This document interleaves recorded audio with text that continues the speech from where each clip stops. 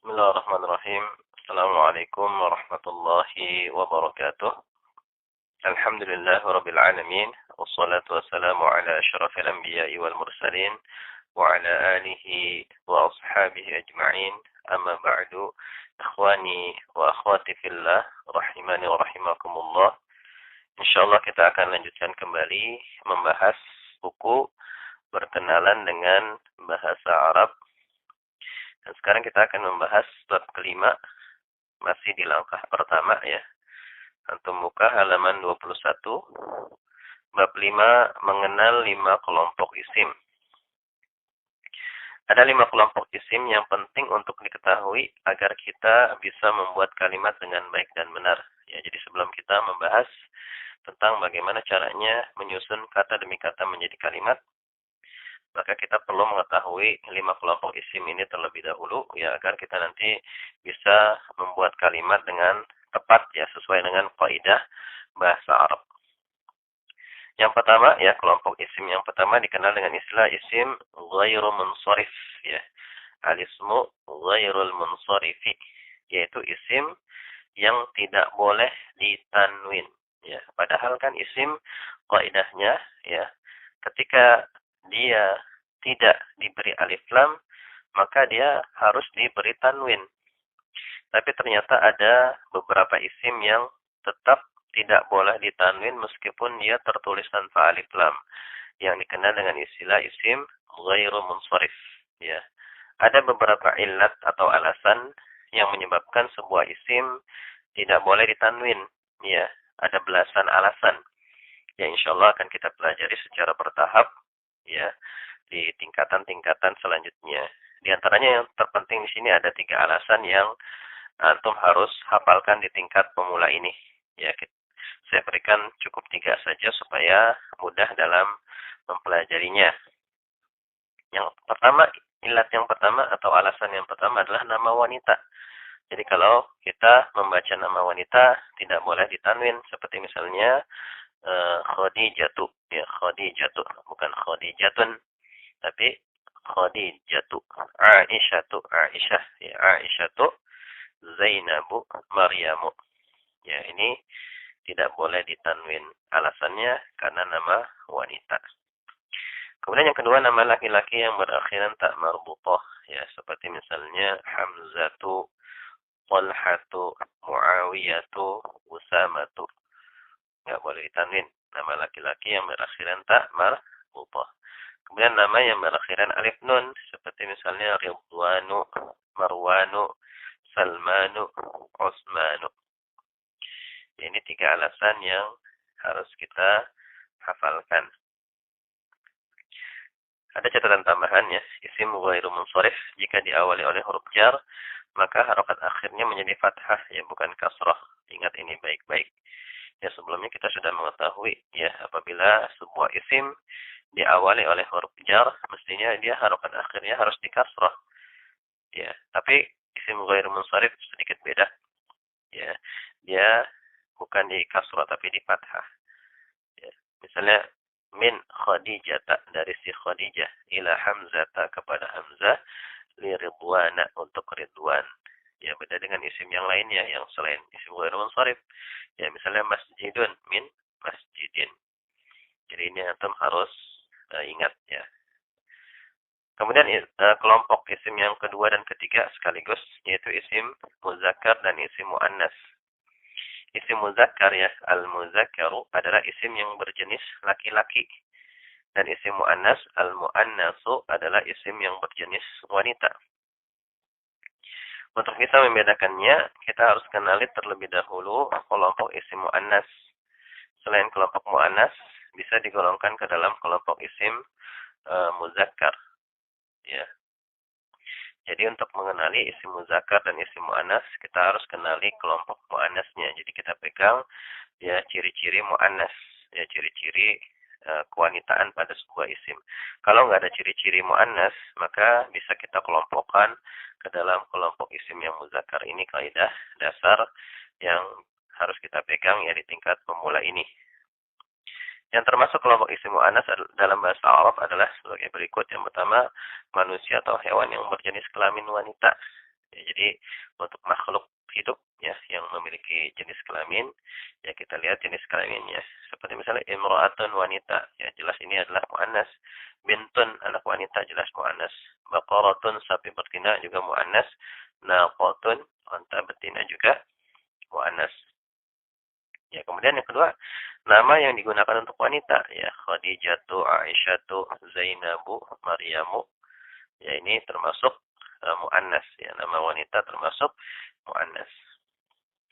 Kemudian yang ketiga yang paling penting ini, ya karena ini untuk kaidah selain isim yang enggak memiliki jenis kelamin, ya benda mati, ya selain makhluk hidup, isim yang berakhiran tak marbutah.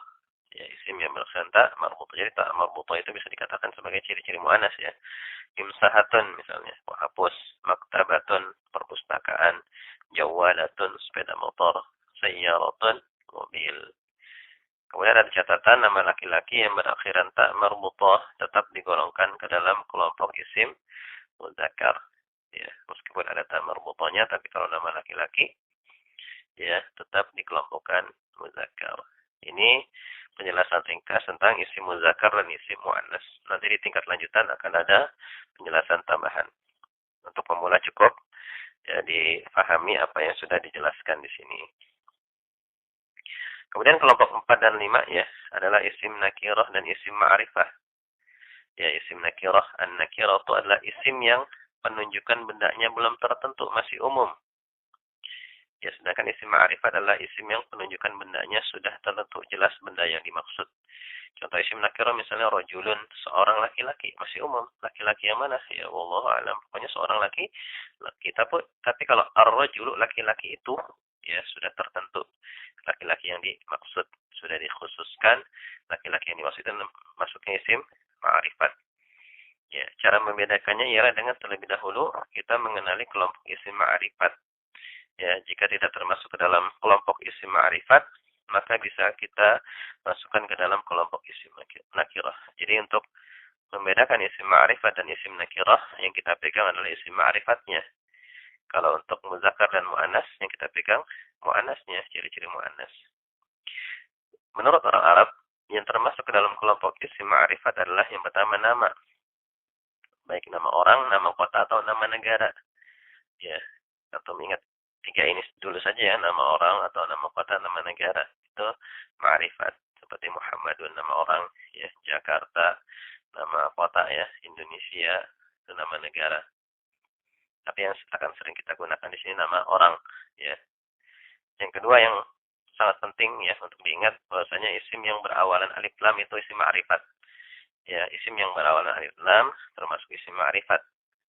Sehingga dalam penerjemahannya biasa diberikan tambahan ini atau itu. Ya, untuk menunjukkan bahwa benda yang dimaksud sudah tertentu, sudah jelas. Ya, sudah tertentu. Ar-rajulu misalnya, laki-laki itu atau ini, ya sesuai dengan konteks kalimatnya. Al-qalamu, pulpen itu. Al-kitabu, kitab, kitab itu. Kemudian ada catatan tambahan di antara manfaat dari mengenal 5 macam isim ini adalah di antaranya ketika kita hendak mensifati sebuah isim. Ya, kaidahnya sifat dan yang disifati harus sama jenisnya, muzakkar atau muannas dan sama kejelasannya, ma'rifat atau nakirah. Ini di antara manfaat dari kita mengenal 5 kelompok isim ini. Ya, misalnya di sini pada kalimat Nasara telah menolong Hamzah al-salihu yang salih itu imra'atan seorang wanita salihatan yang salihah. Hamzah ya dia ma'rifat muzakkar, maka sifatnya juga harus ma'rifat dan muzakkar, kita kasih alif lam. Ya. Kemudian imra'atan seorang wanita ini nakirah dan muannas, maka sifatnya juga harus nakirah dan muannas. Ya, kita kasih tak marbutah di situ. Ya salihatan. Nah, inilah di antara manfaat kita ya mempelajari 5 kelompok isim ini. Manfaat dari kita mengenal isim ghairu munsharif di antaranya paling enggak 2. Yang pertama, kita bisa membaca ya harokat akhir kata dengan benar ya. Jangan sampai kita membaca isim ghairu munsharif itu dengan tanwin, misalnya Aisyatun. itu salah, ya kan? Karena dia isim ghair munsharif, nggak boleh ditanwin. Kemudian yang kedua, ketika dia berawalan huruf jar, maka dia kita kasih harokat fathah, bukannya kasroh. Ya. Adapun manfaat mengenal isim muzakkar muannas, isim nakirah ma'rifat itu seperti diantaranya tadi ya. Ketika kita mensifati sebuah isim atau nanti ya ketika kita membuat isim yang berkedudukan misalnya sebagai mubtada, sebagai khobar yang insya Allah akan kita bahas sebentar lagi. Jadi demikian pembahasan dari bab 5 ini yang mengenal 5 kelompok isim. Sebelum kita mulai belajar membuat kalimat, menyusun kata menjadi kalimat, ya antum harus pahami pembahasan ini dengan baik agar nanti ketika sudah menyusun kata menjadi kalimat, antum bisa menyusunnya dengan baik dan benar sesuai dengan kaidah bahasa Arab. Ya, semoga bermanfaat. Setelah ini antum coba kerjakan latihannya untuk uji kemampuan dan jangan lihat kunci jawabannya ya sebelum antum mengerjakannya sendiri.